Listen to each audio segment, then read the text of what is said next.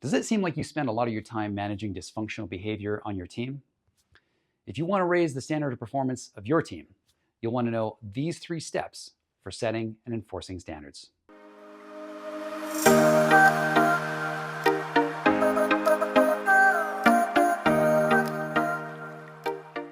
One of the biggest challenges for leaders is addressing unacceptable behavior. Whether it's being uncooperative, playing blame games, gossip, passive-aggressive emails, bad behavior drains energy and wastes time.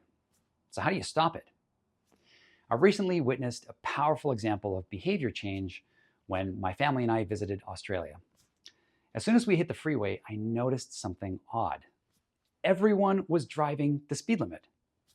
Now, in North America, the speed limit is more like a speed minimum because we know we can get away with it. But in Australia, driving even 1 kilometer over the speed limit can earn you a ticket. And here's the lesson. People change their behavior when they know the standard and they know it will be enforced.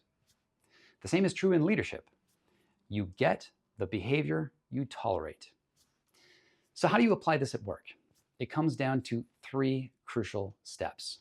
Step 1 is to set clear standards of conduct. You can't expect people to live standards that they don't know about or haven't agreed to. This can be done in the form of company values, team expectations, or even one-on-one expectation agreements. Think of it like putting up road signs. Your team needs to know where they should go and where they shouldn't. Step 2 is to model these standards. You can't expect people to live standards that you're not living up to yourself. When you model the standards of conduct, you set a pattern for others to follow, and you earn their respect. And when you fall short, as you almost surely will, always acknowledge it and apologize. Step 3 is the one that most managers struggle with, which is address unacceptable behavior every time it happens.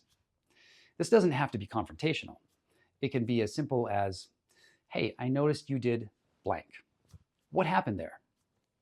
The point is, they know that you noticed it. Always hear them out, but make it clear that that can't happen again. And here's the most important part. That conversation must be had in person. Trying to address performance problems by email is a coward's way out, and people resent it. If you want your team to raise their game, I have 3 questions for you. Have you clarified standards of conduct? Are you modeling those standards and addressing it every time you fall short? And are you addressing unacceptable behavior every time it happens?